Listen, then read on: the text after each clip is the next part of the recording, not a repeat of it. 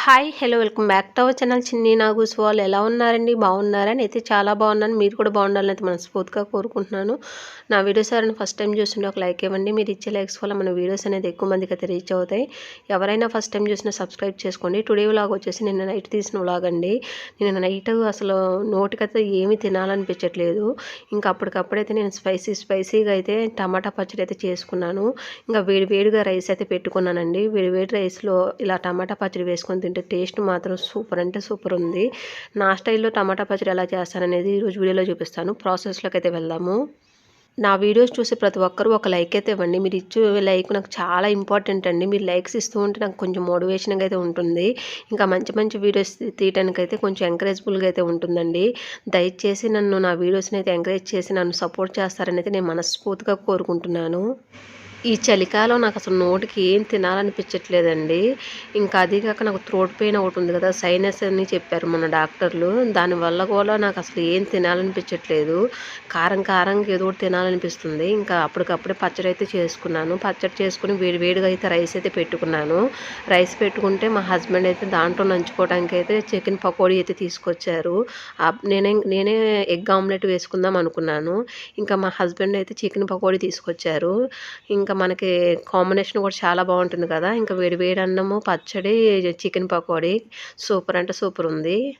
కర్రీతో ఎంత అన్నం తిన్నా కూడా కడుపు నిండదు కానీ ఇలాగ పచ్చడి స్పైసీగా చేసుకొని వేడి అన్నంలో వేసుకొని తింటే మాత్రం 2 ముద్దలు తిన్నా కూడా చాలా తృప్తిగా ఉంటుందండి పచ్చడి ప్రిపేర్ చేసుకోవడానికి అయితే స్టవ్ మీద అయితే కళాయి పెట్టాను అందులోకి అయితే 100 గ్రామ్స్ అయితే ఆయిల్ అయితే వేసాను పచ్చడి కదా కొంచెం ఆయిల్ ఎక్కువగానే వేసుకోవాలి అప్పుడే టేస్ట్ బాగుంటుంది ఆయిల్ అయితే హీట్ అయిందండి మన స్పైసెస్కి తగ్గట్టుగా మనం పచ్చడికి తగినట్టుగా మనం అయితే పచ్చిమిరపకాయలు అయితే వేసుకోవాలి వేసుకొని మంచిగా వేపుకోవాలండి గోల్డెన్ బ్రౌన్ కలర్ వచ్చే వరకు అయితే వేపుకోవాలి అందులోనే ఒక 1 స్పూన్ అయితే నేను జీలకర్ర అయితే వేసుకున్నాను జీలకర్ర వేసుకొని జీలకర్ర కూడా మంచిగా వేగే వరకు అయితే వేపుకోవాలి ఇక్కడైతే మంచిగా వేగినాయండి వేగిన పచ్చిమిరపకాయలు అయితే ఒక ప్లేట్లో తీసుకుని అయితే పక్కనైతే పెట్టుకోవాలి ఇక్కడ తీసుకొని తర్వాత టమాటా ముక్కలు అయితే యాడ్ చేస్తాను పచ్చిమిరపకాయలు అయితే మంచిగా వేగినాయండి అందులోకి అయితే టమాటా ముక్కలు వంకాయ ముక్కలు అయితే యాడ్ చేస్తున్నాను వంకాయ టమాటా పచ్చిమిరపకాయ కాంబినేషన్ అయితే చాలా అంటే చాలా బాగుంటుందండి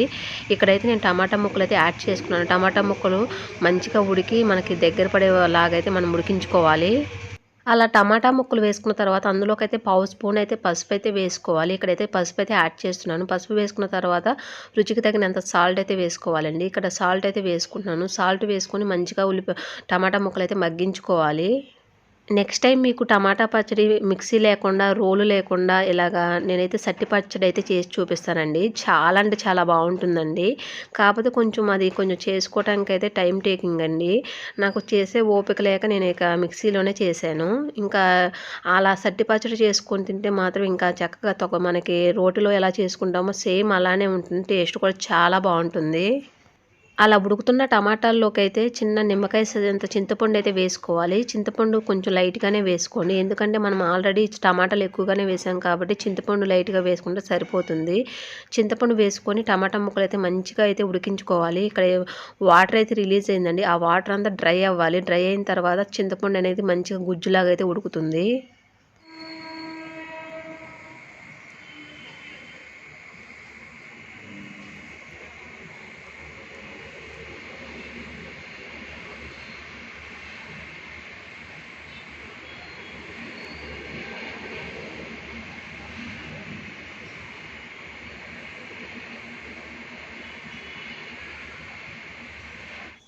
టమాటా ముక్కలు మంచిగా ఉడికి పేస్ట్ అయ్యేలాగైతే ఉడికించుకున్నాను